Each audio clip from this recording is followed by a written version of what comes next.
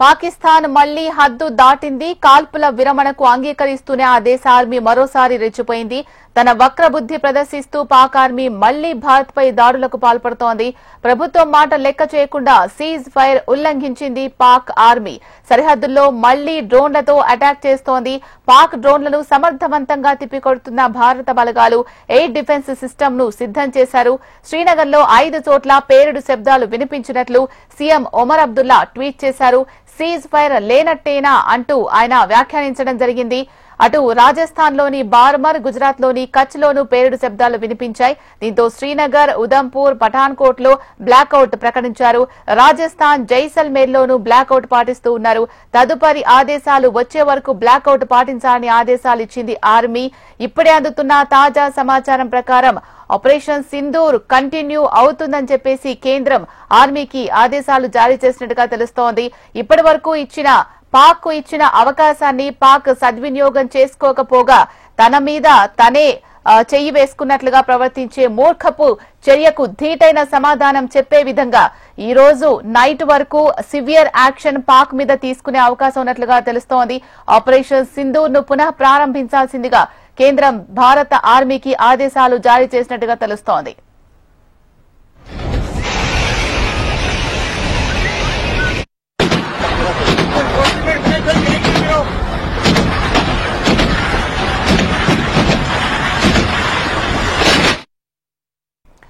భారత్ పాక్ మధ్య ఉద్రిక్తతలకు తెరపడింది. అనుకునే లోపే మళ్లీ కథ మొదటికొచ్చింది. అమెరికా మధ్యవర్తిత్వంతో ఇరు దేశాల డీజీఎంఓలు జరిపిన చర్చల్లో 2 రోజుల యుద్ధానికి ముగింపు పలుకుతూ 2 దేశాలు కాల్పుల విరమణకు అంగీకరించాయి. ఈ విషయాన్ని సోషల్ మీడియా వేదికగా ట్రంప్ ప్రకటించగా విదేశాంగ కార్యదర్శి విక్రమ్ మిస్రీ, పాక్ విదేశాంగ మంత్రి ఇషాక్ దార్ ధృవీకరించడం కూడా జరిగింది. ఇవాళ 3:35 పాక్ డీజీఎంఓ ఫోన్ చేశారని, కాల్పులు ఆపాలని భారత్ ను కోరారని విదేశాంగ శాఖ కార్యదర్శి విక్రమ్ మిస్రీ వెల్లడించారు. ఈ నేపథ్యంలో కాల్పుల విరమణకు ఇరు దేశాలు అంగీకరించాయి. ఎల్లుండి ఇరు దేశాల మధ్య సమావేశం జరగనున్నట్లు కూడా వెల్లడించారు విక్రమ్ మిస్రీ. ఇది జరిగిన 4 గంటలు కూడా కాలేదు, మళ్లీ సరిహద్దుల్లో యుద్ద వాతావరణం మొదలైంది. బాంబుల మోత మోగుతోంది. శ్రీనగర్, జైసల్మేర్, గుజరాత్ లోని కచ్ లో Pak army drone attack start చేసింది. పాక్ డ్రోన్లు, ఆర్టిలరీ గన్స్ తో శ్రీనగర్ లో సైనిక స్థావరాలను లక్ష్యంగా చేసుకుని దాడులకు దిగింది. దీనికి సంబంధించి మరింత తాజా సమాచారం అందించడానికి మా హైదరాబాద్ బ్యూరో చీఫ్ రమణ సిద్ధంగా ఉన్నారు. రమణ, మనం చూస్తున్నాం పాక్ మనం అనుకున్నట్లుగానే తన వక్రబుద్ధిని ప్రదర్శించింది. మళ్లీ కాల్పులకు తెగబడుతున్న డ్రోన్లతో కాల్పులకు తెగబడుతున్న దృశ్యాలు మనం చూస్తున్నాం. దీంతో కేంద్ర ప్రభుత్వం ఆపరేషన్ సింధూర్ ను పునః ప్రారంభించాల్సిందిగా భారత ఆర్మీకి ఆదేశాలు జారీ చేసినట్టుగా తెలుస్తోంది. ఇప్పుడు పాక్ సిచ్యువేషన్ ఏంటి? పాక్ పరిస్థితి ఎలా ఉండే అవకాశం ఉంది? అంటే స్వయంగా జమ్మూ కాశ్మీర్ సీఎం ఒమర్ అబ్దుల్లా దీనికి సంబంధించి ట్విట్టర్ వేదికగా పాకిస్తాన్ సంబంధించిన కాల్పుల విరమణ ఒప్పందం సంబంధించి ఏం జరుగుతుంది, మళ్ళీ సేమ్ కాల్పుల శబ్దాలు పడుతున్నాయి, శ్రీనగర్ వైపు డ్రోన్లు దూసుకొస్తున్నాయి, భారీ శబ్దాలు వినిపిస్తున్నాయని కూడా ఆయన తన ట్విట్టర్ ద్వారా పేర్కొనడం, ఆ తర్వాత అక్కడ స్థానికుల నుంచి కూడా అంతున్న సమాచారం మేరకు భారీ శబ్దాలు వినిపిస్తున్నటువంటి వార్తలు ఇవన్నీ కూడా తీవ్ర కలకలం చెప్తున్నాయి. అయితే ఇప్పటి వరకు అయితే అధికారికంగా ఇంకా భారత ప్రభుత్వం నుంచి ఎలాంటి మనకి పూర్తి సమాచారం రాలేదు. భారత ప్రభుత్వం అయితే ధృవీకరించాల్సింది. కాల్పుల విరమణ ఉల్లంఘన అనేది కరెక్ట్ కాదని చెప్తున్నారు, కానీ డ్రోన్లు మాత్రం కొంత వచ్చినట్టు చెప్తున్నారు. డ్రోన్లు రావడంతో పాటు భారీ శబ్దాలు వినిపిస్తున్నాయని చెప్పి మాత్రం చెప్తున్నారు. దాంతో పాటు ప్రధానంగా ఇప్పుడు ఏదైతే రాజస్థాన్, జైసల్మేర్ ప్రాంతాల్లో, శ్రీనగర్ ఆ పరిసర ప్రాంతాల్లో కూడా బ్లాక్అవుట్ అయితే కంటిన్యూ అవుతోంది. బ్లాక్అవుట్ కంటిన్యూ చేస్తున్నారు. సోషల్ మీడియా వేదికగా అక్కడ జరుగుతున్నటువంటి ఏదైతే ఆ డ్రోన్లకు సంబంధించి కావచ్చు, ఆ భారీ శబ్దాలతో వస్తున్న పేలులకు సంబంధించిన వీడియోస్ ను స్థానికులు వారంతా కూడా షేర్ చేస్తున్నారు. అవన్నీ ఇప్పుడిప్పుడే భారత సైన్యాన్ని కూడా అంటే మన రక్షణ శాఖ కూడా చేరినట్టు తెలుస్తోంది. వీటికి సంబంధించి అంటే బిఎస్ఎఫ్ జవాన్లు ఆ కాల్పులకు అంటే అక్కడ జరుగుతున్న కాల్పుల్ని ఎదుర్కొంటూ వాళ్ళు తిరిగి మళ్ళీ కాల్పులు జరుపుతున్నట్టుగైతే కొన్ని వార్తలు వస్తున్నాయి. కానీ ఆ బిఎస్ఎఫ్ సంబంధించిన దానిలో కూడా పూర్తి స్థాయి మనకు అధికారికమైనటువంటి సమాచారం అయితే లేదు. మరి కాసేపట్లో దీనికి సంబంధించి పూర్తి స్థాయిలో ఒక కీలక ప్రకటన వచ్చే అవకాశం ఉంది. ఒకవేళ నిజంగానే పాకిస్తాన్ నిబంధనలను ఉల్లంఘించి అంటే ఏదైతే కాల్పుల విరమణ మన కాల్పుల విరమణ సంబంధించిన ఒప్పందాన్ని ఉల్లంఘిస్తే మాత్రం సీరియస్ వార్నింగ్ అయితే ఇండియా నుంచి వచ్చే అవకాశం ఉంది. ఎందుకంటే ఇప్పటికీ కేవలం పాకిస్తాన్ తరపు తానుగా ముందస్తుగా ప్రపోజల్ చేయడంతో అంటే ఈ కాల్పుల విరమణ ఒప్పందానికి ప్రపోజల్ చేయడంతోనే ఈ రోజు ఇండియా ఈ మొత్తాన్ని ఒప్పందాన్ని అంగీకరించడం చెప్తున్నారు. ముందు అమెరికా చాలాసార్లు ప్రయత్నం చేసింది, చాలాసార్లు ఫోన్లు చేసి మాట్లాడారు. అమెరికా సంబంధించిన విదేశాంగ కార్యదర్శి ఇటు దేశ ప్రధానితో పాటుగా మిగతా అధికారులతో కూడా మిగతా మంత్రిత్వ శాఖకు సంబంధించిన ప్రతినిధులతో మాట్లాడారు. కానీ తమకు సంబంధించి ఏవైతే కొన్ని ప్రతిపాదనలు పెట్టారో, కొన్ని కండిషన్స్ పెట్టారో, ఆ కండిషన్స్ ఓకే చెప్తేనే పాకిస్తాన్ నుంచి నేరుగా సంప్రదింపులు వస్తేనే అప్పుడు మేము అంగీకరిస్తామంటూ కూడా స్పష్టం చేసిన పరిస్థితి. ఈ నేపథ్యంలో ఇప్పుడు ఒప్పందం జరిగి కొన్ని గంటలు కాకముందే మళ్ళీ ఒకవేళ పాకిస్తాన్ కనుక ఆ దుస్సాహసానికి పాల్పడితే మాత్రం ఖచ్చితంగా సీరియస్ వార్నింగ్స్ ఉంటాయనేటువంటి విషయంలో అది కాదని నిజం. ఆల్రెడీ ఆపరేషన్ సింధూర్ మళ్ళీ రెడీ చేయడానికి సిద్ధం చేయడం జరిగితే కేవలం తాత్కాలిక విరమణ ఒప్పందం మాత్రమే ఇది. ఎందుకంటే ఎల్లుండి మళ్ళీ మాట్లాడబోతున్నాం. 12వ తేదీ మధ్యాహ్నం 12 గంటలకి చాలా విషయాలపై చర్చ జరగబోతుంది. ఏదైతే మనం ముందు నుంచి డిమాండ్ చేస్తున్నాం, ఉగ్రవాదానికి సంబంధించి ప్రధానమైన డిమాండ్ చేస్తున్నాం. ఈ రోజు మన ప్రభుత్వం కూడా ఒక కీలక ప్రకటన చేసింది. ఒకసారి ఇక ముందు భవిష్యత్తులో ఉగ్రదాడి జరిగితే దాన్ని యుద్ధ చర్యగానే చూస్తున్నాం, తీవ్ర పరిణామాలను వారు ఎదుర్కోవాల్సి వస్తుంది కూడా స్పష్టం చేసిన పరిస్థితుల్లో చాలా సీరియస్ గా మనం ముందు చూస్తున్నాం. ఎల్లుండి మన డిమాండ్స్ కూడా పాక్ ముందు పెట్టబోతున్నాం. ఇలాంటి పరిస్థితుల్లో ఇప్పుడు కనుక పాకిస్తాన్ నిబంధనలు ఉల్లంఘిస్తే మాత్రం ఖచ్చితంగా దానికి ప్రతిదాడులు తప్పవు. ఖచ్చితంగా పాకిస్తాన్ మూల్యం చెల్లించుకోక తప్పదనేటువంటి అభిప్రాయాలు వ్యక్తం అవుతున్నాయి. అయితే సాక్షాత్తు జమ్మూ కాశ్మీర్ సీఎం ఒమర్ అబ్దుల్లానే ఆయన చిత్తరేదిగా మాట్లాడారు. వారికి సంబంధించిన అధికార వర్గాల అంతున్న సమాచారం మేరకు కూడా ఆయన ఈ పేలులు జరిగినట్టు ధృవీకరిస్తున్నారు. అయితే భారత ప్రభుత్వం సంబంధించి భారత సైన్యం నుంచి మాత్రం ఇంకా అధికారిక ప్రకటన రావాల్సి ఉంది. చాలా వరకు కాల్పుల శబ్దాలు వినిపిస్తున్నట్టు చెప్తున్నారు. బీఎస్ఎఫ్ జవాన్లు ప్రతిగా కాల్పులు చేస్తున్నట్టు చెప్తున్నారు. పూర్తి స్థాయిలో మాత్రం స్పష్టత రావాల్సి ఉంది.